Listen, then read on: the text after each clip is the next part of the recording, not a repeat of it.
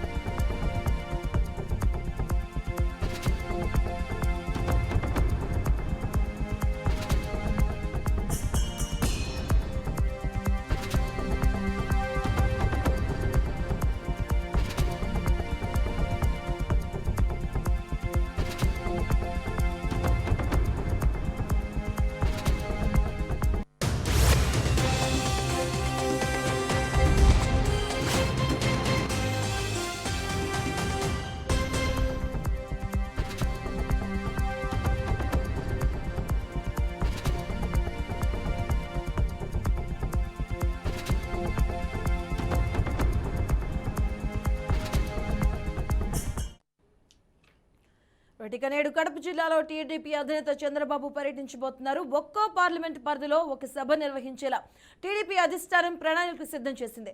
అందులో భాగంగా నేడు కడప జిల్లా కమలాపురంలో రా కదిలిరా బహిరంగ సభ జరగబోతుంది. ఇక ఈ సభ ఏర్పాట్లకైతే తెలుగు తమ్ముళ్ళు పూర్తిగా ఏర్పాటు చేసినట్టుగా తెలుస్తూ ఉంది. టీడీపీ బహిరంగ సభలో టీడీపీ అధినేత చంద్రబాబు పాల్గొంటారు. దీనికి సంబంధించిన పూర్తి అప్డేట్స్ మా కడప కరెస్పాండెంట్ సురేందర్ అందిస్తారు. సురేందర్.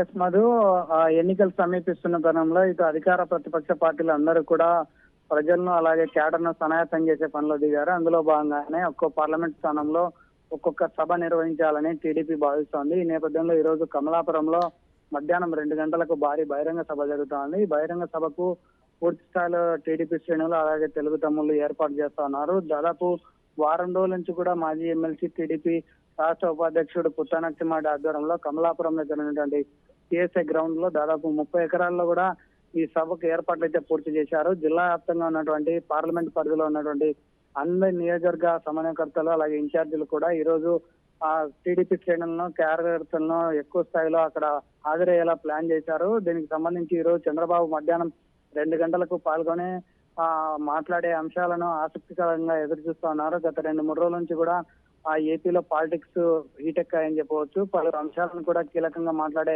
అవకాశం కూడా ఉంది. అలాగే కడప అంటే సీఎం సొంత జిల్లా కాబట్టి ఇక్కడ ఉన్నటువంటి సీట్ల విషయంలో కావచ్చు, పొత్తుల విషయంలో కావచ్చు, ఇటు కాంగ్రెస్ పార్టీలో షర్మిల ఎంట్రీ విషయంలో కావచ్చు, ఏ విషయం మీద చంద్రబాబు ఎక్కువ పెడతారనేది మాత్రం చూడాల్సి ఉంది. ఎందుకంటే సీఎం సొంత జిల్లా నుంచే తను టీడీపీకి పూర్తి స్థాయిలో సనాయత్తం అయ్యే అవకాశాలు ఎక్కువగా కనిపిస్తా ఉన్నాయి. కేడర్ కూడా గతంలో ఎప్పుడూ కూడా లేని విధంగా ఈసారి దాదాపు అన్ని నియోజకవర్గాలు కలుపుకొని 1,00,000 మంది కూడా జన సమీకరణ చేసే విధంగా నియోజకవర్గ ఇన్ఛార్జీలు కూడా ప్లాన్ చేశారు. అలాగే ఇప్పటికే రైల్వే కోడ్కు చెందినటువంటి వైసీపీలో కీలకంగా వ్యవహరించినటువంటి వ్యక్తి ముఖ రూపానంద రెడ్డి కూడా చంద్రబాబు సమక్షంలో నిన్న టీడీపీలో చేరారు. అలాగే కమలాపురంలోను జమ్మలమడుగు నియోజకవర్గ ప్రాంతంలో ఉన్నటువంటి చాలా మంది నేతలు ఈ రోజు చంద్రబాబు సమక్షంలో టీడీపీలో చేరడానికి కూడా సన్నాహాలు పూర్తి చేశారు. దానికి సంబంధించిన ఆయా నియోజకవర్గ ఇన్ఛార్జీలు కూడా ఆ క్యాడర్ను తీసుకొచ్చి ఇక్కడ చంద్రబాబు సమక్షంలో జాయిన్ చేసేలా కూడా స్పష్టంగా క్లారిటీ ఇస్తా ఉన్నారు. కాబట్టి ఈ రోజు జరగబోయే చంద్రబాబు ప్రసంగం కూడా కీలకంగా మారబోతోంది. ఎలాంటి అంశాలు ప్రస్తావించారు,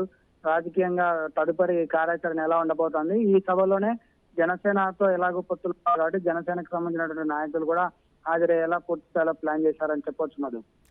థ్యాంక్ యూ సురేందర్.